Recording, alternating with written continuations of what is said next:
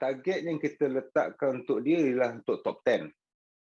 Jadi saya percaya yang kalau dia consistently be in the top 10 setiap perlumbaan, I think it's good enough. Okay, dan di situ kita akan serapkan dia masuk jika dia dapat target dia lah. Itu reaksi Razlan mengenai Damok serta kepastian bahawa jika Damok mengakhiri musim ini dalam kedudukan 10 terbaik, Damok akan sertai pasukan SRT musim depan. Razlan juga berkongsi bahawa Damok semakin matang selain bijak meletakkan diri dalam posisi terbaik pada setiap perlumbaan. Bagaimanapun terdapat beberapa pihak yang mempersoalkan bahawa Damok masih terlalu muda dan kurang pengalaman untuk beraksi dalam saingan Moto3 kejuaraan motosikal dunia. Sebenarnya dia dah tua, dia lambat sikit. Dia lambat sikit 2-3 tahun. Okey, sebab jangan lupa dia sebenarnya 19 tahun. Okey, rakan pasukan dia umur mereka antara 16 dan 17 tahun. Seperti Morera yang sekarang nombor 3 ke top 5. Okey, umur dia baru 17 dan tahun kedua di World Championship di CEV. Okay, so tapi tak apa, better late than never. Okay, masih ada peluang lagi untuk dia, and this is the best that we have dari segi talent daripada Malaysia. So kita gunakan sepenuhnya dan kita gunakan Damok sebagai contoh untuk pelumba-pelumba Malaysia yang lain. Okey, setakat ini Damok menghuni tangga ke-10 dalam senarai kedudukan kejuaraan Moto3 CEV yang berlangsung di Sepanyol ni. Namun jurang mata dengan pelumba kedua terbaik, Ivan Ortola juga agak jauh 29 mata dengan baki 7 perlumbaan lagi untuk musim ini.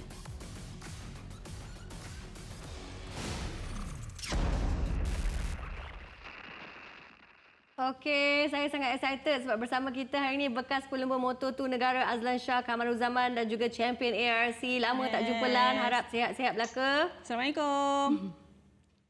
Waalaikumsalam. Selamat malam semua.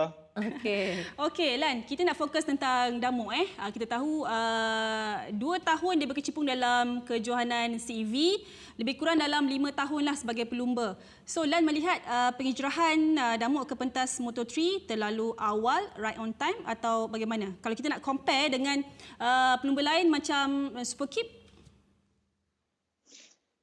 Okey, bagi pandangan saya mungkin kalau Damok buat masa sekarang ni perlu lagi pendedahan. Dia perlu lagi experience di CEV sebab kalau saya fikirkan kalau tahun ni dia akan berada di CEV dan tahun depan melompat ke Moto3 mungkin terlalu awal. Tapi kalau untuk masa jangka panjang, ini bagi saya ini adalah peluang untuk Damok untuk berjaya. So insya-Allah saya doakan supaya Damok diberi peluang untuk berada di kejuaraan dunia, tapi saya mengharapkan bagi dia masa yang sedikit panjang untuk dia adaptasi dengan jentera. Kalau terlalu awal takut nanti rider terlalu confused. Sebab kejuaraan dunia bukannya senang. Lan pun banyak pengalaman kan daripada Moto2 dulu juga kan. Jadi tadi Lan kata terlalu cepat kalau nak pergi Moto3 straight away. Jadi berapa banyak pengalaman sebenarnya yang diperlukan untuk Damok untuk prepare diri dia untuk pentas antarabangsa Moto3, MotoGP semualah. 2 musim lagi, 3 musim lagi? Bagi saya untuk Damok menyesuaikan diri dan mengenali lita-lita di Eropah. Bagi saya untuk CEV saja saya letakkan dia berada dalam 3 tahun lah max. And lepas tu pergi ke Moto3 World Championship. Sebab kalau kita lagi lama lagi bagus actually untuk dia timba ilmu and serasi dengan jentera and betul-betul faham. Sebab kalau kita bagi dia waktu terlalu singkat and takut rider tu tak dapat adaptasi dengan jentera and struggle di race nanti. Saya kita tim dekat Malaysia ni tim bawang banyak, nanti kena kecam susah.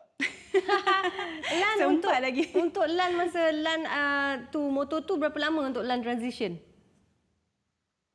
Oh, macam saya waktu agak pendek. Tapi saya dapat adaptasi dalam masa 2 tahun dan tahun ketiga tu saya dah mula untuk fighting top 15 dan top 10. So bagi saya itu je masa yang saya ada dan alhamdulillah saya happy. Kalau saya dapat teruskan mungkin saya akan lagi berjaya lah. Tapi 3 tahun tu je yang saya dapat merasa and alhamdulillah syukur. Okey Lan, berdasarkan pengalaman Lan dan juga mungkin rakan-rakan rider yang lain, bagaimana Lan melihat perbezaan tahap perlumbaan antara CEV dengan MotoGP ni? Dia punya perbezaan, cara perlumbaan, jentera dan sebagainya, apa yang boleh kita kena bagi tahu dekat pelumba-pelumba muda ni?